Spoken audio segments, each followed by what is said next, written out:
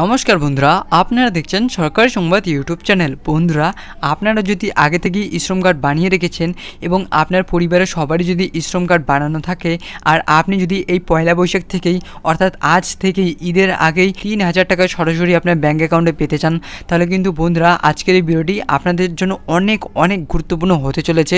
বন্ধুরা, আজকেই আমাদের কেন্দ্র সরকার মোদিজি একটি মিটিংয়ের মাধ্যমে জানিয়ে দিল, যারা এখনও পর্যন্ত শ্রম কার্ডটি বানাননি আপনারা যত তাড়াতাড়ি সম্ভব এই কার্ডটি বানিয়ে রাখুন।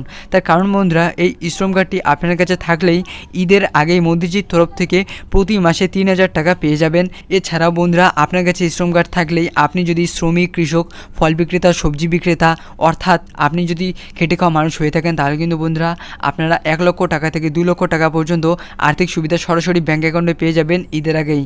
তো বন্ধুরা, ঈদের আগেই এই ৩,০০০ টাকা পেতে আপনাদের কি করতে লাগবে দেখুন বন্ধুরা, এখানে এইসব বিষয় নিয়ে হেডলাইনে পরিষ্কারভাবে লিখে দেওয়া রয়েছে। মোদিজির বিরাট বড় ঘোষণা, শ্রম কার্ড থাকলে প্রতি মাসে পাবেন ৩,০০০ টাকা।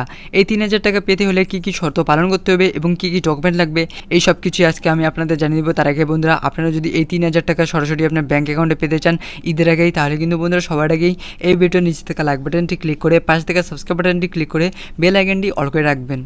দেখুন বন্ধুরা, প্রথমেই লিখে দেওয়া রয়েছে শ্রম কার্ড নিয়ে ইতিমধ্যে নতুন একটি আপডেট এসেছে, যেখানে বলা হয়েছে যে শ্রম কার্ড থাকলে সকলকে প্রতি মাসে ৩,০০০ টাকা করে দেওয়া হবে। এই ৩,০০০ টাকা পেতে হলে আপনি নিজেও অনলাইনে আবেদন করতে পারবেন অথবা নিকটবর্তী CSC সেন্টারে গিয়েও আপনি আবেদন করতে পারবেন।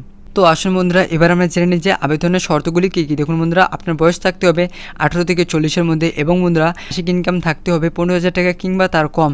এর সাথে বন্ধুরা EPFO বা NPS বা ESIC এর সদস্য হলে আপনি আবেদন করতে পারবেন না এবং বন্ধুরা আপনি যদি ইনকাম ট্যাক্স দিয়ে থাকেন তাহলেও আপনি আবেদন করতে পারবেন না। তো বন্ধুরা, এবার কথাটি হচ্ছে আপনাদের কি ডকুমেন্ট লাগবে এই প্রকল্পে আবেদন করতে।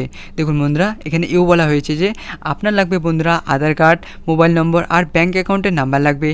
এর সাথে দেখুন বন্ধুরা, এখানে আরও বলা হয়েছে যে এই ৩,০০০ টাকা সেই সমস্ত মানুষদের দেওয়া হবে যারা PMSYM অর্থাৎ প্রধানমন্ত্রী শ্রমযোগী মানধন যোজনাতে আবেদন করেছেন।